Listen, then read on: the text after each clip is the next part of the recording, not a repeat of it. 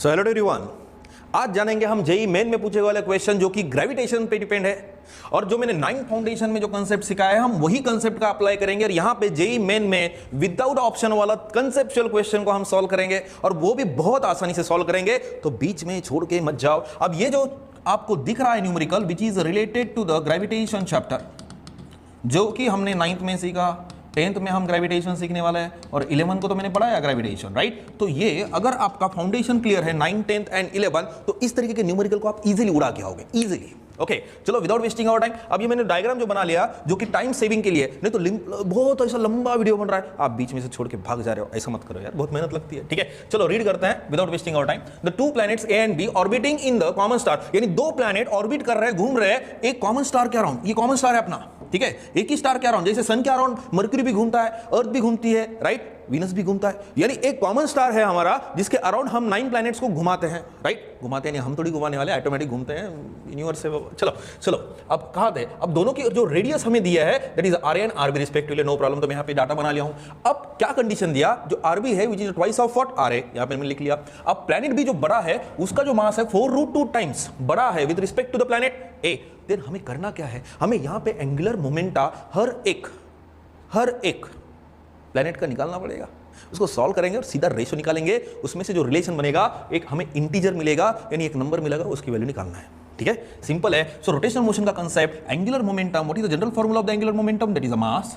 हाँ, और क्या होनी चाहिए, रेडियस। यानी हम क्या लिए थे, एक बॉडी का एंगुलर मोमेंटम हम ऑलवेज कंजर्व प्रूव किए थे इन द रोटेशनल मोशन। यहाँ पे क्या चाहिए, वेलोसिटी भी चाहिए, राइट, और साथ में साथ क्या चाहिए, रेडियस भी चाहिए। बट वो स्पीड कौन सी होगी, ऑर्बिटल स्पीड में, क्योंकि वो ऑर्बिट्स में घूम रहा है ना, ऑर्बिट्स में घूम रहा है। चलो फिर यहाँ पे 2 कंडीशन अप्लाई होंगी, क्योंकि यहाँ पे 2 प्लैनेट्स है। फॉर द प्लैनेट ए, हम प्लैनेट ए का एंगुलर मोमेंटम निकालेंगे, which is very simple. So I will denote by the येले से मैं इसको डिनोट करता हूँ। तो मास ऑफ द प्लैनेट ए कितने से दिखाएंगे, हमें orbital speed of the planet है हम दिखाएंगे v0 ए, राइट। और रेडियस कितना थी ऑर्बिट की, जो प्लैनेट ए घूम रहा था, दैट इज आर ए।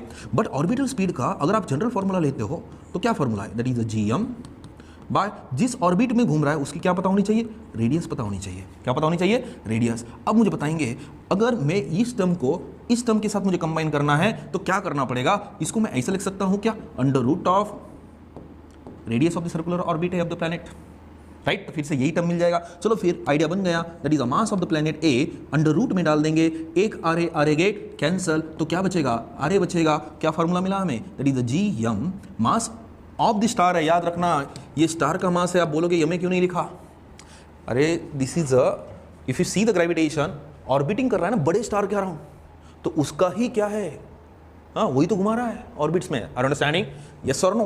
तो ये मास ऑफ द स्टार है, याद रखना, कैपिटल एम क्या है अपने लिए, मास ऑफ द स्टार है। Okay, whole term divided by, अब तो ये तो कैंसिल ही हो गया, तो क्या बचा यहाँ पे, आर ए।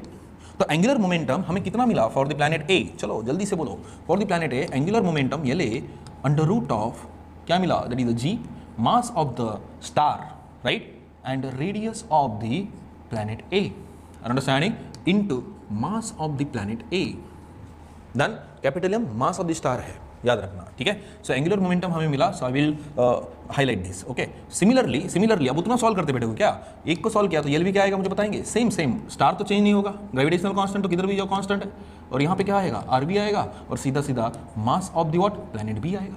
तो हमें क्या बोला उन्होंने, क्या बोला है हमें, सीधा सीधा यल बी बाय क्या लेना है, ये ले लेंगे। चलो फिर हम क्या करेंगे, यल बी बाय व्हाट, ये ले लेंगे। चलो तो बताएंगे क्या होगा, that is G get cancel, M get cancel, क्योंकि स्टार है ना। अब क्या बचेगा मुझे बताएंगे, that is under root of R B by what, R A. तो यहाँ पे क्या आएगा, M B by what, M A. Are understanding, very good. चलो अब यहाँ पे जो इक्वेशन उन्होंने दिया सीधा सीधा वैल्यू डाल देंगे। आरबी की जगह में क्या लिख सकता हूँ, twice of what, R A, और mass of the planet B के लिए क्या लिख सकता हूँ, that is a 4 type. Okay, तो क्या आएगा, तो आरबी है that is a twice of what, R A है, whole term divided by what, R A है, राइट। तो mass of the planet B कितना है, 4√2 times of the mass of the planet A divided by mass of the planet ए। कितना simple है। अब यहाँ पे क्या ट्रिक से सॉल्व करोगे क्या, नहीं ना, गेट कैंसल, तो क्या आएगा बताओगे, that is what, L B by what, L A. So will get here √2 यानी 4 इंटू व्हाट 2, तो इंटीजर की value that is L B is equal to 8 times of what, L A. तो integer अपने लिए क्या आएगा, 8 आएगा। Are understanding, it's a very simple, it's a very easy. Clear? तो आई होप आप सभी को ये पूरा कंसेप्ट समझ में आया होगा। आप इस तरीके के numerical with the concept with the confidence solve करोगे। बस लाइक शेयर एंड सब्सक्राइब जरूर कर देना, ऊपर वाला आपके साथ रहेगा।